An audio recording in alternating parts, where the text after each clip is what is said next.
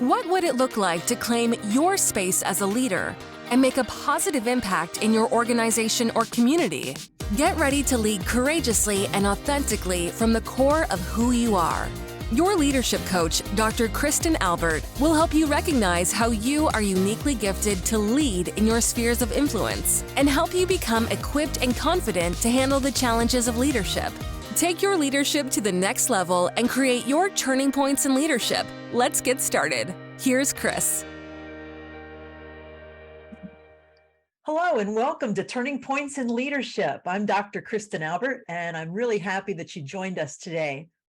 In my Turning Points Leadership podcast, I interview individuals who are changing the image of a leader having to be someone at the top of the corporate ladder or holding a title of privilege to be able to make a difference. Instead, my guests are leading change in bold and inspiring ways. And I want you, my audience, to be inspired by them and to consider how you can become a catalyst for change in your spheres of influence. So today, I want to welcome my guest, José Matthews. Over the last decade, José has worked in healthcare within various roles and settings, from direct bedside care to health system executive and governance support.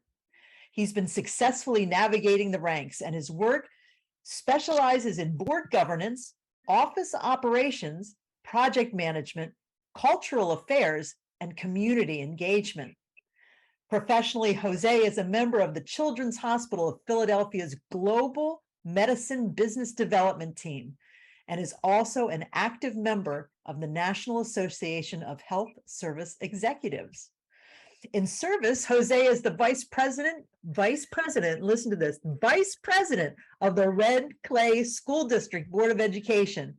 He was elected at the age of 22, and at the time, he was the youngest public official in the state of Delaware.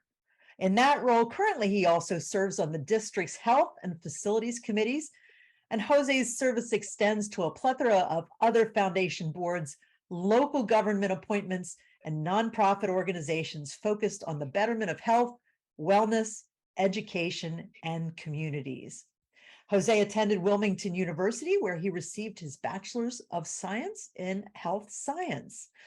I wanted to interview José because of the amazing ways he is making change, influencing education, healthcare, the political landscape, and so much more.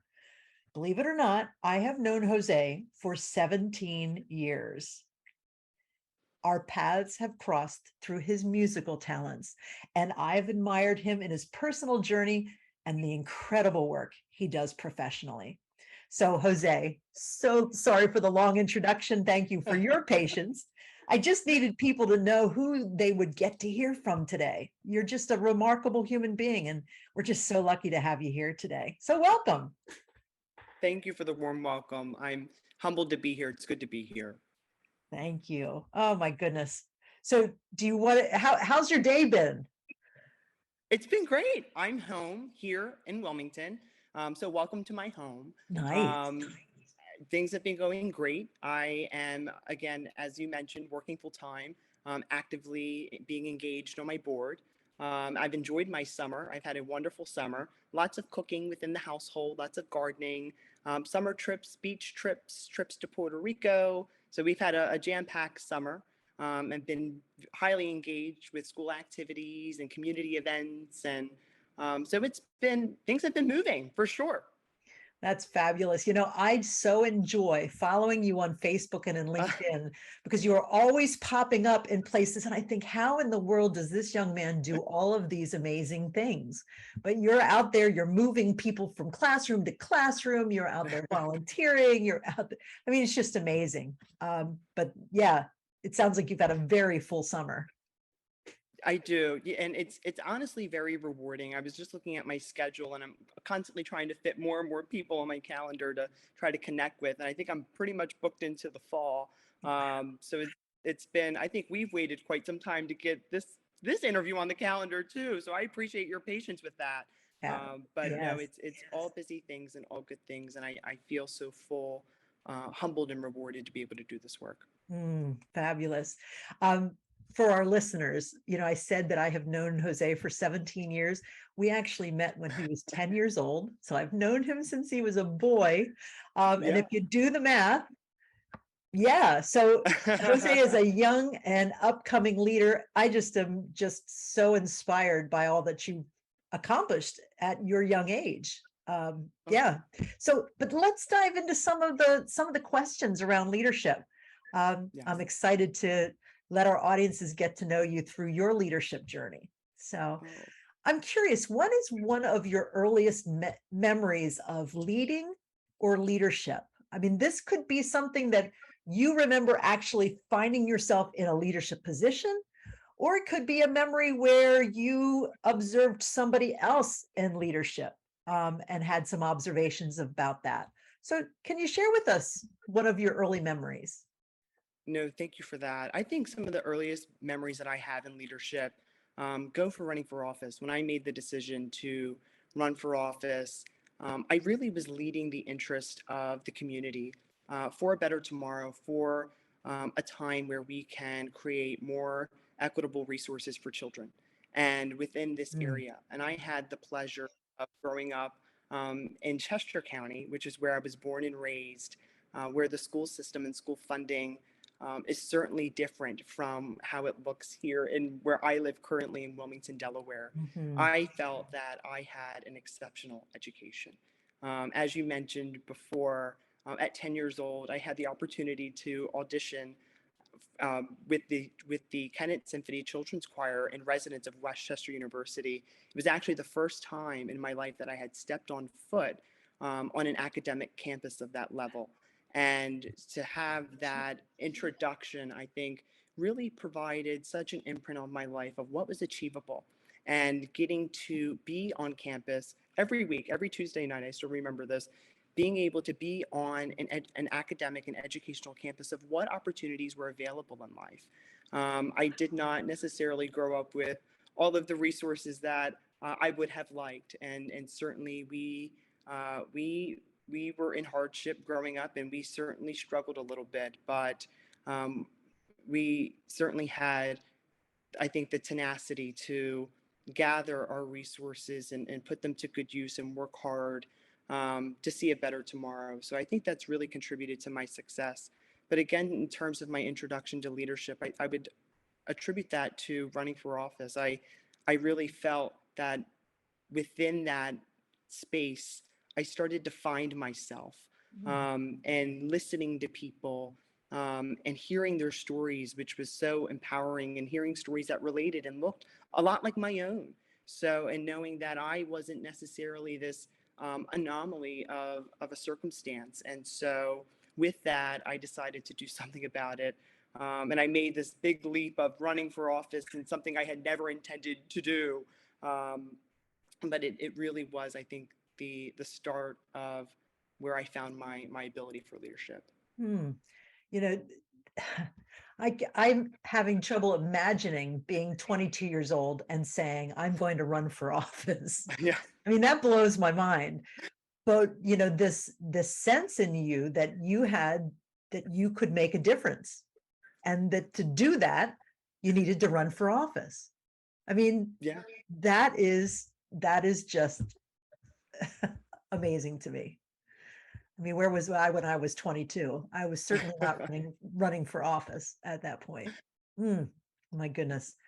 And I really appreciate you bringing out the impact that being on a college campus every week was an introduction. I'd never thought about, that simply by Yeah. being on a college campus every week, that you were seeing, you were able to actually envision something greater, something more for yourself. And I had never thought about that before as a benefit of bringing that children's chorus to residents Yeah. at Westchester. So that's just really awesome. Thanks for mentioning that. Absolutely. I'm curious in what ways your family, your cultural influences, or your community shaped the way you view leadership. Would you share some thoughts in that regard? Absolutely. So I'd like to share a little bit about my heritage and my background. So although I am born and raised in this area and was born and raised in Chester County, my mother is a Puerto Rican woman and my father was a Mexican immigrant. And having the background of Hispanic ancestors and those coming from Latin America, I think has left such a mark and imprint on my life. My family occupationally has been very involved in agriculture. My grandfather, he works on a farm in South Jersey, and he has worked on the same farm for the last 40 years. He came to the United States back in the 60s, in the early 60s, and has been here since. And I should say he was born in the United States. He was born in Puerto Rico. However, he migrated to the upper 48, I should say, into the New Jersey area, and later in the Chester County area. But he still works there till this day. So I think that my culture has really installed to me the value of hard work and the value of possibility. I just had the opportunity to visit my great grandmother, my great grandparents, I should say, who are I'm very still blessed to have living. Wow. And in my visit, I got to go to one of the villages of where our family is from. And I got to speak with my great grandmother, who is just such a wealth of wisdom. This is a woman who has never seen the day and age of a traditional classroom. She has no formal education. And in speaking with her, the guidance and advice that she provided to me during my visit was encaptured and encapsulated in one word, and that's adelante. And adelante is a Spanish word that means to move forward and to better yourself. And I think that I have the opportunity, and I'm so blessed to be positioned in a way to continue to move forward and to continue to create access to individuals who need it and individuals who would like to see the opportunities that I have. Adelante. Adelante. Adelente? That's Lante? correct. That's correct. Adelante. Wow. Adelante. Adelante. Thank you for sharing that. I'm going to make sure that that goes in the show notes so that people Yeah. who are not native Spanish speakers, yeah, can see And that it word and resonates. reflect on it. Thank you. Yeah. Wow. And to think that your grandmother, with no formal education, the My wisdom, great grandma. your great Yeah. grandmother, thank you. Yeah. Yes, your great grandmother. Wow, what a gift to still have your great grandparents and to be able to see the influence over the generations and the commitment.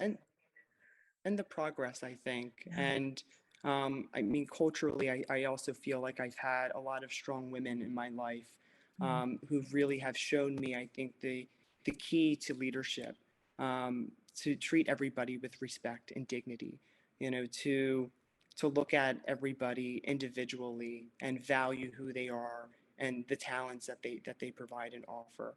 And so the progression of my great grandmother never seeing school, my grandparents never having formal education, with the exception of my grandmother. She went to school up until the 8th grade. And then in that time, children did not pursue any higher education, only for those who were affluent and had the means to be able to do so. So she made the decision to go to the States and start work in the fields and in the farms. So to have their background and to have their spirit with me, it certainly resonates with me for sure. Yeah, that's beautiful. I'm sure your family is very, very proud of you. I can only imagine. I'm going to share something a little vulnerable here. You mentioned strong women, and of course, I knew your mom at the time. And your mom taught me in a very clear way, helped me see my implicit bias and my how something I did was being informed by white supremacy culture. And it was around time and being on time. And here was your mom who was doing everything she could. She was managing your family, large family, and getting you kids to these rehearsals. And I can remember the place and the time where she humbled me. She was very strong in letting me know that I was out of line. And I'm forever grateful for that. And I'm embarrassed. I still, there's this embarrassment, but there's this recognition. Really? Yeah. There's this recognition Really? that was definitely necessary and definitely needed. And Mm. she shouldn't have had to call me out, but she did, and I'm glad she did. And I learned from it. And strong woman there, your mom. Yeah. No, Yeah. thank you. No, Beautiful. I think that she really just embodies motherhood in such a beautiful way. Mhm.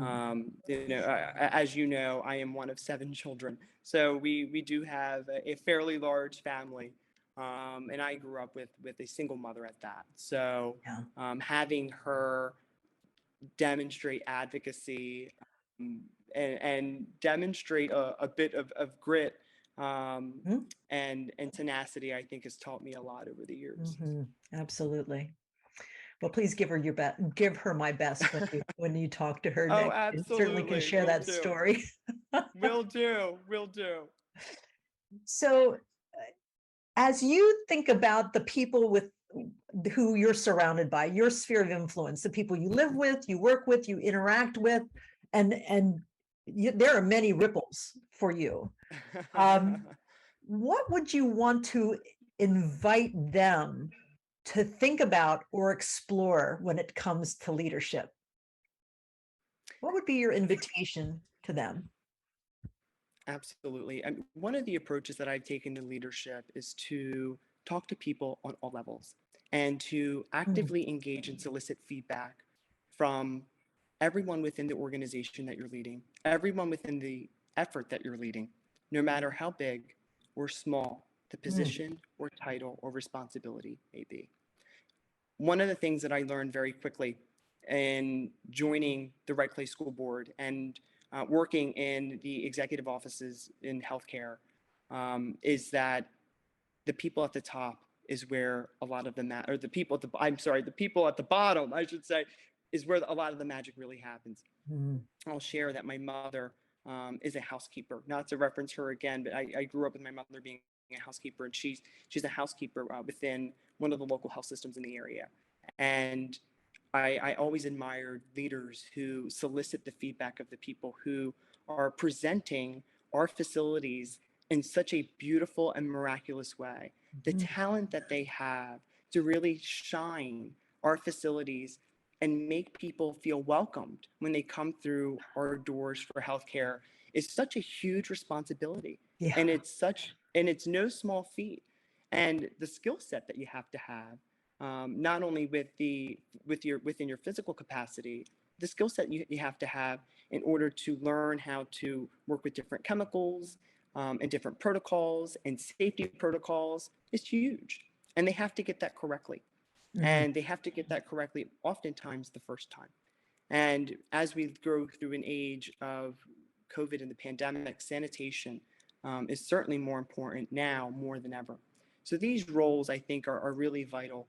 When I started rounding within my school district and getting to speak with my custodians and my secretaries and my cafeteria workers, I found those experiences and that feedback to be the most rewarding, because for me, my leadership and how I treat these people is reflective not only on who I am as a person, but I think it's reflective of the work and the legacy that I'm leaving behind, mm, making sure that I'm connecting with everybody. Now, as you know, I frequently have calls with the governor's office. I frequently have calls with my superintendent and very high level and more high profile people within the community. But I always find that speaking with people from all levels and engaging a wider net of feedback, I think is really important for me to know.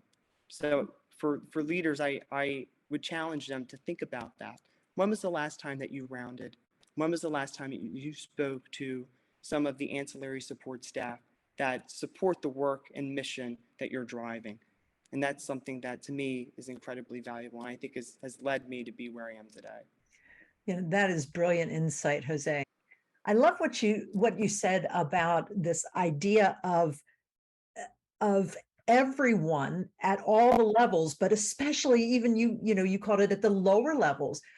Everyone has a responsibility for leadership. Those, as you spoke of your mom, and as someone who works in housekeeping and she has responsibility at her level. And there's no one whose job is more important than the other. They are just all part of the system. And the other piece that really resonated with me was how you use the words my teachers, my custodians, one of the very most highly correlated characteristics of leadership effectiveness. The research says that building relationships is one of the most highly correlated leadership characteristics, which means you've got to build relationships, and you can't just focus on task. You've got to be focused also on the relationships equally to the task. And when you use these words, my, this says to me, you're feeling that in your heart. You're building these relationships, and these are people, human beings that you care about, and they care about you, and you've created these beautiful relationships where they know that they are respected by you, and you respect them, and they respect you, and it becomes this mutual relationship. I just think that's beautiful. No, thank you for that. And to that, I would also like to highlight that the idea that we all have roles, I think, also signifies that we're all contributors here. Yes. We all have something of value to contribute to the cause and mission that we're trying to accomplish here. And in my circumstance, in the realm of healthcare and education, it's for the betterment of people's lives. And specifically, as of now, the betterment of the lives of children. And for me, I think incredibly highly of all the individuals that are a part of the organizations I'm a part of, and their contributions are something that I will always be grateful for. That's beautiful. Thank you so much. So each month we explore a theme around leadership in the Turning Points leadership community. And I know you're in the Turning Points. I think you're in the Turning Points leadership community. Are you in that? I am. Okay, I thought I saw you in there. Yes. Okay, well, each month we explore a theme around leadership. And this month we've been focusing on managing change and transition and the complexities of supporting teams in transition while managing the change itself. What comes to your mind or resonates with you when you think about managing change? What has been your experience with change, and what have you learned from reflecting on those experiences? No, it's something that resonates with me so deeply because my life is constantly changing. My roles and my positions are constantly evolving and changing. And I've gone through so many transitions at this point. I almost feel like I have it down to a science, but there's so many variables that go into play that I've never really quite mastered how to perfectly and smoothly go through each transition, whether it be professional roles or roles in service with my school board, coming from a community member to transitioning to a board member, and then transitioning from a board member to a vice president of the school board. It certainly has been this progression that I don't know if I've completely taken mastery of yet. And for me, I think one of the keys here as a leader, at least in my position, is for the transitions that my staff and the transition that my colleagues go through. One of the things that I always try to provide them is grace. And it's something that for me has been so pivotal and so key as to why I've been able to continue to do the work that I do, is because so many people around me, through relationships that we've mentioned earlier, have been able to provide and offer me grace. Whether I'm starting a new position with a new organization, or whether it's me, joining new boards and going for bigger and newer initiatives, I have always been provided a level of grace and understanding. And the leaders that I admire and have admired the most have allowed me the space to fail and to not have the fear of not failing. And for me, I think that has allowed me to take risk and to explore and to grow and develop and acquire the skill sets that I have, because the ones that I didn't have. And because of that, I feel like it has made me such a strong leader in the fact that I was provided grace. And for me, mastery comes with allowing people to practice, get complete tasks, but also have the opportunity to get better at it and to do better for the next time. That is so wise. And that word grace, I just resonate with that word grace so much. And you're right. If we do not give people the grace to be able to take risks and to try to experiment, right? And we stunt their growth. If they are so tied into having to follow the rules or do it the way someone tells them to do it, they cannot move forward. What was the Spanish word? Advance for advance? Adelante. Yeah, Adelante. absolutely right. You can't Exactly. go adelante without the grace. Exactly. So, and that's proven in the leadership research time and time and time again. Absolutely. That people get stuck in this. In fact, 80% of people, this is an amazing statistic to me, 80% of people remain in the socialized mind. So they are always constantly looking at black and white, right and wrong, rule following, and they never start to think about, the mystery of why things happen and how things happen and how might I try.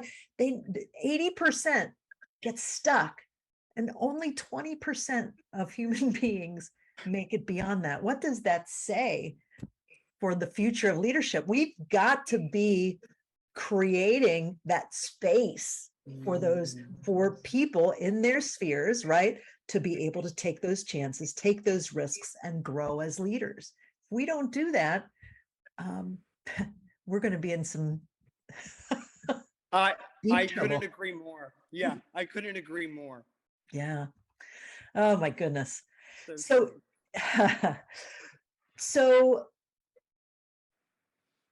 one of the things that I believe deeply is that we do our best as leaders when we allow our values and principles to guide us in the work that we do. And I'm curious, what would be one value or guiding principle that informs your work? And you can look at it and you can say, this is infused in everything I believe and how I approach my life, my work, my family, my leadership. No, thank you for that. I think my approach is this mindset that this work isn't about me. And everything that I do is in the lens of service. And I don't always get everything right. And I certainly take chances and risks in moving my mission forward and moving the needle in terms of progress and change. But for me, I have come to this understanding sooner rather than later that everything that I do in terms of the work that I do and the leadership that I offer and provide, it has a bigger purpose than me. And there are implications and impacts on the decisions or lack of decisions on my level that have an impact on the lives and futures of people as we know it. One of the things that I can't stress enough with something like a publicly elected position here in my school district, I have the responsibility of sitting on a board that represents a district of over 16,000 students, 32 schools and programs, thousands of staff. Wow. And our school district within itself has, I believe, just under 150,000 residents. And when I am making decisions at the highest level, there is no level higher when it comes to making school district decisions than the board. And to be a leader on that board, there is no one else higher. I hired our current superintendent. I helped hire our current superintendent. I approve administrative appointments. I approve our budget and how that's spent and how that's allocated. These are huge monumental decisions that I have to really think about in terms of the implications. There's a cause and effect. And so I really, again, have come to this understanding that the work that I do is not about me. Hmm. It's about those around me and those I serve. Hmm. Wow. How beautiful is that? That your work and your life is grounded in service. It's grounded in service. It truly is. Yeah.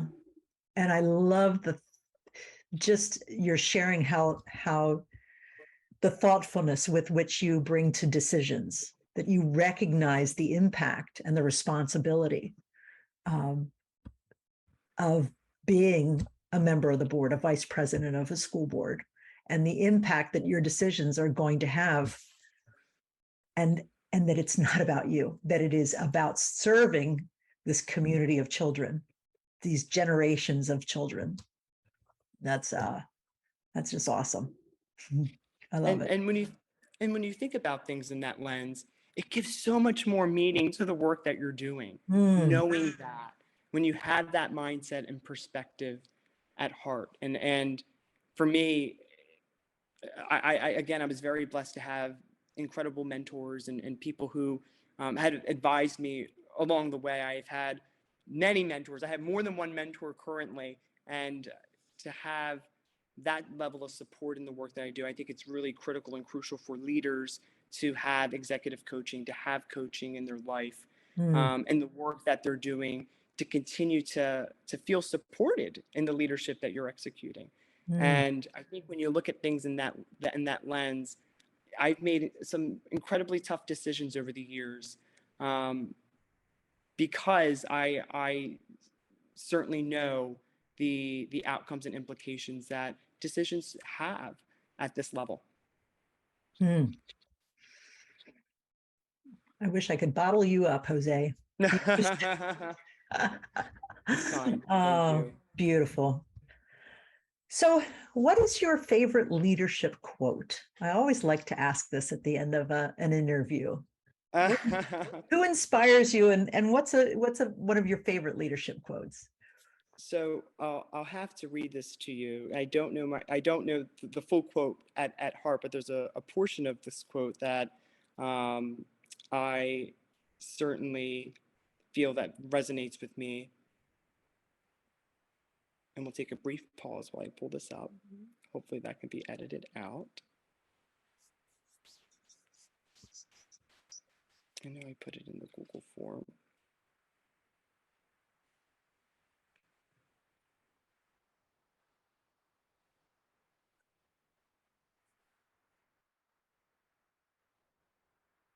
Thank you for your grace. Absolutely. So I'll start again. Okay. So I'm so glad that you asked this question. Yeah, I'll ask the question again. Oh, excellent. Oh, wonderful. So one of the questions I always like to ask in my interviews are, what is your favorite leadership quote? Because, we inspire, there are others who inspire us. And I'm just curious, who inspires you, and what's a favorite leadership quote of yours? No, thank you for that. One of my all-time favorite people and one of my most inspiring leaders that I certainly appreciate is Oprah Winfrey. And Oprah's story and her testimony and so many aspects of her life are things that I personally relate to in such a in such a touching way. She gave the following quote at a commencement speech at Spelman College back in 2012, and Spelman is an HBCU. And I had the privilege of being on campus at HBCU while I was in high school, which was really nice. But so this is a commencement speech. I'm quoting a commencement speech, and the quote says, "I don't want to just be successful in the world. I don't want to just make a mark or have a legacy.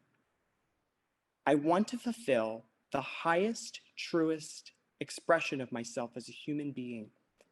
I want to fulfill the promise that the Creator dreamed when He dreamed the cells that make up me." And when I heard that, and when I heard her, and I've gone at this point to dozens and dozens of high school graduations, college graduations, and have heard dozens and dozens of commencement speeches, and that line alone has absolutely stunned me.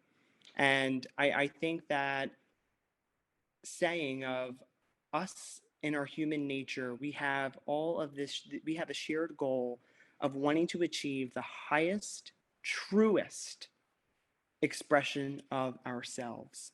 And for me, I feel this innate calling for leadership, and I feel the calling to fulfill leadership in some of the most humblingest ways. And for me, that quote just resonates so deeply for me, and has kind of been a guiding post of the work that I have ahead.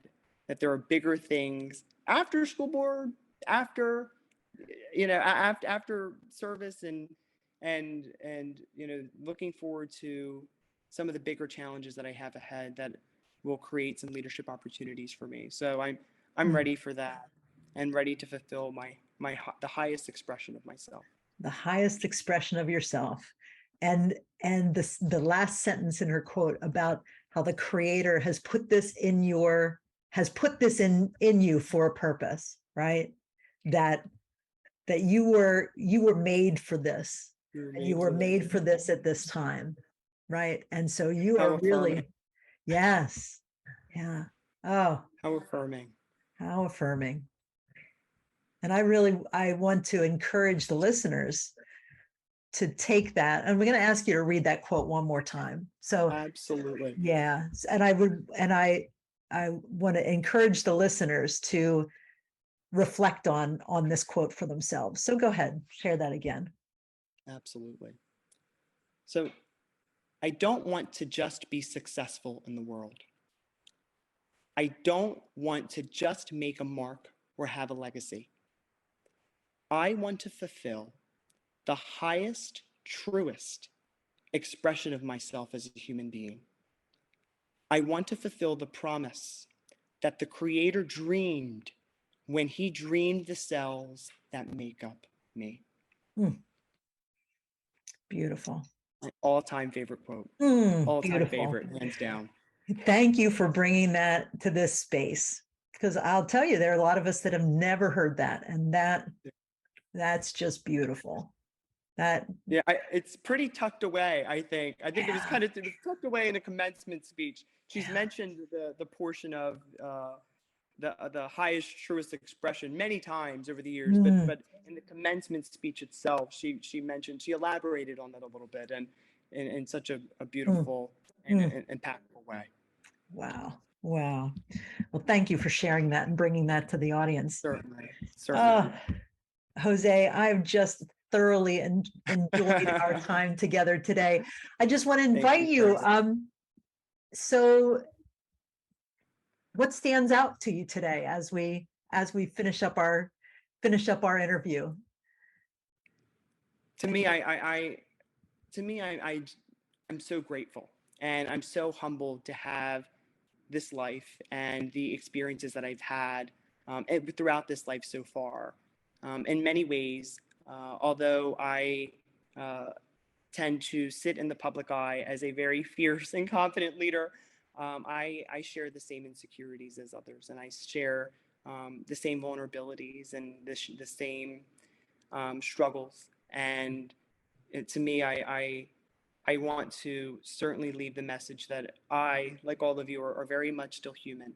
And speaking in the theme of grace and mastery, those are things that I hope are really key takeaways in how you can improve your effectiveness as a leader and your excellence as a leader, with giving yourself the grace and allowing those around you to have the grace so that you can demonstrate what growth and an environment of growth and development looks like. And so as I leave here, it gives me so much more to achieve in the future and motivation to be able to do more and to meet that highest, truest expression of myself. And so I hope for those listening can certainly, yes, look at my circumstance and my situation, but also look at a future of hope with the work that you're doing as well. Oh, thank you for that affirmation. I received that. So appreciated. Yes. Absolutely. Well, thank you so much, Jose. And friends who are listening, thanks for tuning into this month's episode of the Turning Points in Leadership. I trust that you're walking away inspired and you're already reflecting on your leadership. And like Jose is seeking to do, serving every day and doing his best in service to make this world a better place, that you are also reflecting on your leadership and how you can make a difference in your spheres of influence. So we'll see you all next time on Turning Points in Leadership. Thanks, Jose. Thanks for being the guest today. It's a pleasure. Thank you. Bye-bye. Goodbye.